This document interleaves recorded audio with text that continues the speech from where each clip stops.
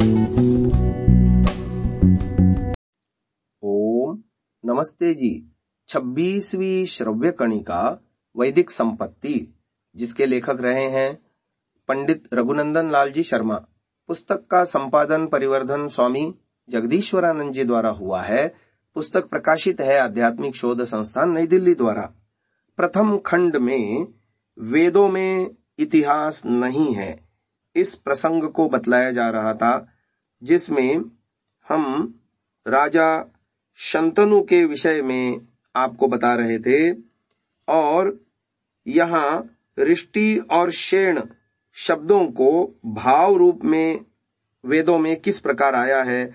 लेखक लिखते हैं कि रिष्टि के लिए कहा गया ऋग्वेद 1:88 की सूक्ति है, आविद्युन्मरुद्भिर्मरुतः स्वर्कैः रथेभिर्यात रिष्टिमद्भिरश्वपर्णैः। अगली सूक्ति है ऋग्वेद की ही 1:168 से ली गई, को वोन्तर्मरुत रिष्टि विद्युतो रेजति। इससे अगली सूक्ति भी ऋग्वेद 5:52-13 से है, यरिश्वा रिष्टि विद्युतः कवयः सन्ति वेधसः। और चौथे अंतिम सूक्ति ली गई है ऋग्वेद 3:54-13 से, विद्युद्रथा मरुत रिष्टिमन्तः। इन 4 मंत्रों में रिष्टि का संबंध विद्युत से दिखलाई पड़ता है। और शेण के लिए तो ऋग्वेद में स्पष्ट कहा गया है, शेणा उभे युजंत रोदसी सुमे के, ऋग्वेद 6:66। अर्थात शेण तो पृथ्वी और आकाश दोनों को अकेला ही जोड़ता है। वहां वह शेण रिष्टि के साथ मिलकर उस विद्युत शक्ति का सूचक ज्ञात होता है, जो देवापी नामक जल शक्ति का प्रेरक होगा। जो भी हो, परंतु इनके इन शब्द भावों से सूचित होता है कि इन शक्तियों का संबंध जल बरसाने से है। यह सबको विदित ही है कि गंगा की 3 शाखाएं हैं। एक वह पानी जो आकाश से भूमि पर बरसता है, दूसरा वह जो भूमि पर बहता है, और तीसरा वह जो भूमि के खोदने से निकलता है। अश्विन के महीने में जो पानी ऊपर से बरसता है उसे गांगेय कहते हैं। गांगमाश्व युजेमासी प्रायो वर्षति वारिदः सर्वथा तज्जलम ज्ञेयम तथैव चरके वचः। ये भाव प्रकाश में आया है। यहाँ तक उक्त कथा का निष्कर्ष हुआ कि हवन से विद्युत शक्ति की प्रेरणा द्वारा जल चक्र में क्रिया होती है और गंगा नामक देव नदी बरसात के रूप में नीचे आती है।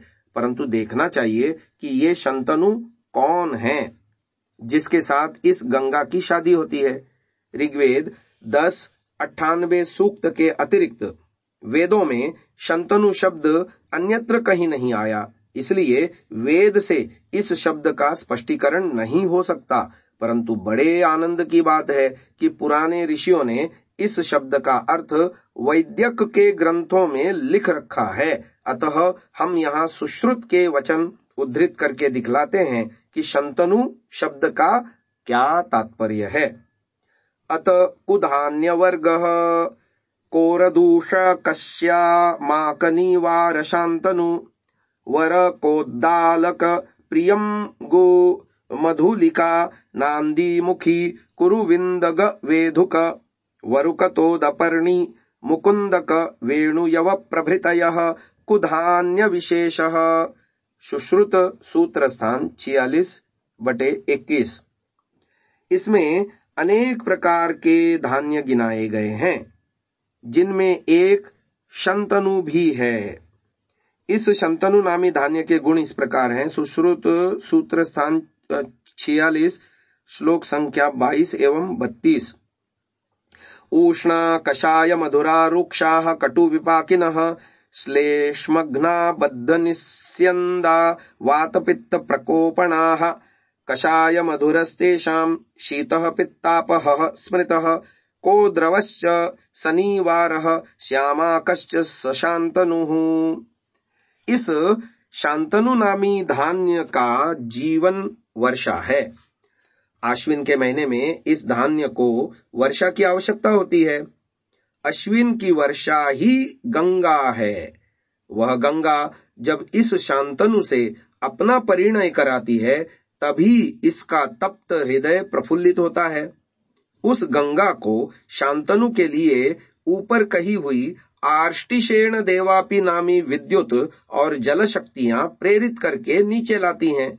इसी को पौराणिकों ने लिख दिया कि आर्ष्टिशेण देवापि ने यज्ञ करके शंतनु के राज्य में पानी बरसाया और गंगा से शंतनु की शादी हुई। पुराणों की यह कथा वेदों में आए हुए शांतनु, आर्ष्टिशेण, देवापि आदि शब्द और उनसे संबंध रखने वाला वर्षा का विज्ञान हमें तुरंत वेदों में इतिहास की ओर बड़े प्रबलता से खींचने लगता है। परंतु जब उन शब्दों को, उन मंत्रों को ध्यान पूर्वक देखा जाता है तब ज्ञात होता है कि वहां बात ही कुछ और है।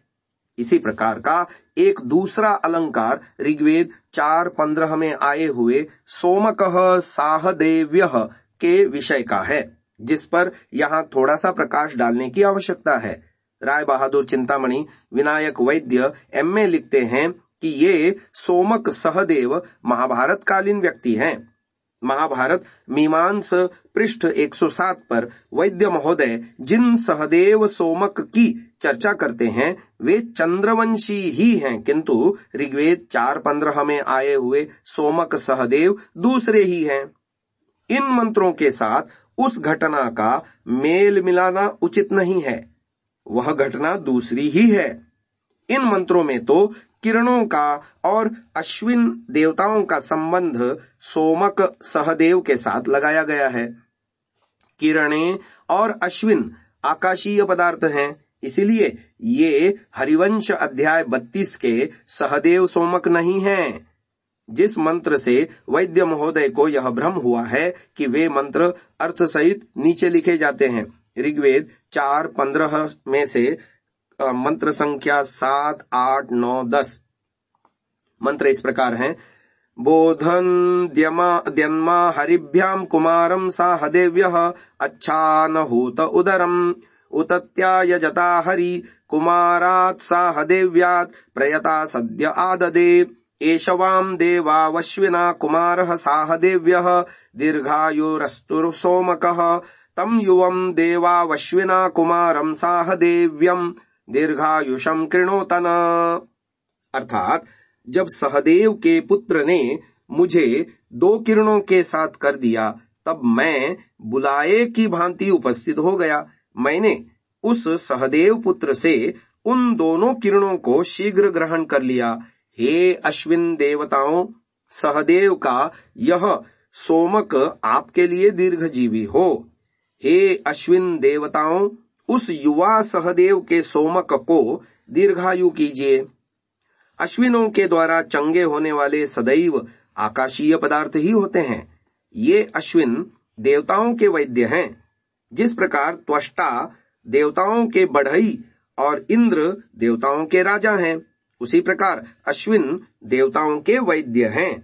न इंद्र आदि राजा ही मनुष्य हैं, न उनकी प्रजा देवता ही मनुष्य हैं, न उनके वैद्य ही मनुष्य हैं, और न उनके सोमक सहदेव रोगी ही मनुष्य हैं। वैद्यक में तो सहदेव सोमक दवा के नाम हैं। सहदेवः दैवः सहदेवी के नाम हैं, और बहुमूत्रम नाशयति यह उसका गुण है। इसी से सोमक कही गई है। देखो शालिग्राम निघंटु। कहने को तो कोई भी कह सकता है कि यजुर्वेद में आई हुई अंबा, अंबिका, अंबालिका भी महाभारत कालीन रानियां हैं, परंतु वेद में तो वे औषधियों के ही वाचक हैं। वेदों की ऐसी घटनाएं समझने के लिए यहाँ हम इस विषय को लिखना चाहते हैं। अगले श्रव्य कणिका में इसकी विस्तृत चर्चा हम करेंगे। आज इसको यहीं विराम देते हैं। ओम।